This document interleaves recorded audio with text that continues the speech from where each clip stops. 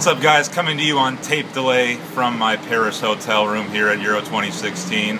As always, just going to start off the day with the talking points, a few of the storylines I'm following, and a few of my opinions. First of all, Ronaldo last night.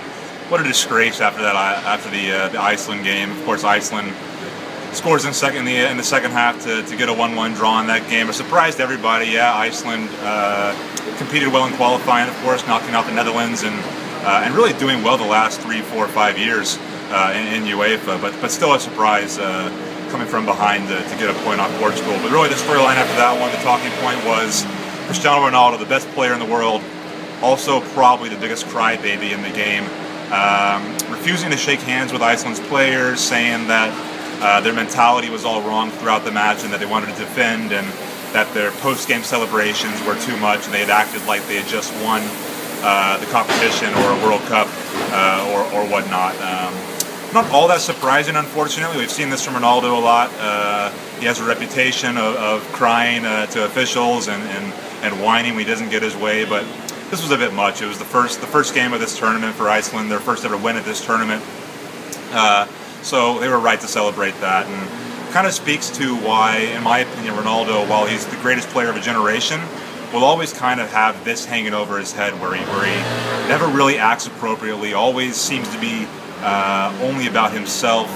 We've seen when his teammates score, sometimes he doesn't celebrate because he's mad that he didn't score. It's all a bit much. The Iceland players handled it with class, though, and came back and said that it was a big achievement for their team. And all of a sudden, they become the team that everybody wants to see do well. And of course, Portugal, as always, if you're not Portuguese, they become the team that everybody wants to see not do well, just because of Ronaldo. Looking ahead to England, Wales, Gareth Bale, of course, comes out and says that not a single England player would start for Wales. I find that hard to believe, given that England's full of world-class Premier League talents that make a lot of money in this game, and Wales is, you don't want to call them second-rate, but compared to England's roster, they are very much a group of second-rate players besides Gareth Bale. But as we saw in Wales win over, I believe it was Slovakia, they're quite a good unit. They play well together. They have that collective spirit that we see a lot of these second-tier sides in UEFA deploy that seems to have success. So no result would surprise me in the England-Wales clash, but at the same time, I thought England was pretty good in their opener despite getting the 1-1 draw with Russia. I thought Wayne Rooney did well in that kind of holding midfield role, and I think they're going to be okay in this tournament. So I think England's going to be all right in that match. The big match, though, Germany-Poland tomorrow night here, just north of here in Saint-Denis at Stade de France. We're going to head over to that one tomorrow night. Germany-Poland, a lot riding on this game. The winner of this game will likely finish top of their group and I believe avoid a difficult second-round match, potentially against France. So both these sides want to do that. Poland sports maybe the best striking tandem in the tournament at the moment with Milik and Lewandowski. Everybody knows Lewandowski scored 13 goals in UEFA qualifying for this tournament, and Milik had a very good season with Ajax in the Netherlands. So for this one, it's going to come down to chances. If Germany can finish off its chances, it's going to create more of them. They're going to be all right. But as we saw against the Ukraine, they left it late, didn't finish off all their chances, and that game was a lot closer than it should be. I still like Germany. I'm still tipping Germany. They're the world champions. They're probably going to get Mats Hummels back at center back, which is going to be a big boost to them. And they're still my favorite moving forward in that match. Just finally, a little bit more on the Russian hooligan situation. It's been pretty quiet since then, since last Saturday in Marseille.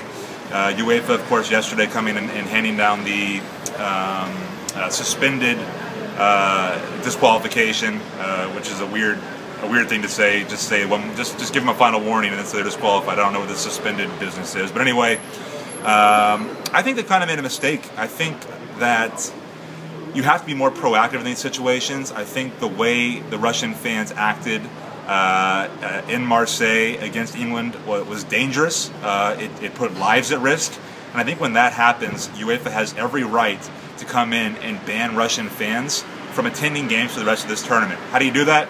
You do a quick passport check at every game. Listen, they do bomb checks, they do metal checks, they do all that stuff.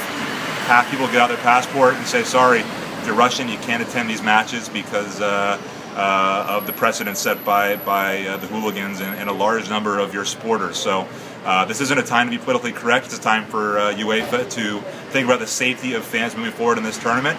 And hopefully we don't have any more of that, but still think UEFA should have been more proactive. We'll have more tomorrow. I'm heading over to Switzerland and Romania at Parc des Princes. Who knows what will happen in that one? Maybe nothing, but we're going to go because it's a Euro game nonetheless, and they've all been good matches so far. For the Toronto Sun and Post Media, I'm Kurt Larson.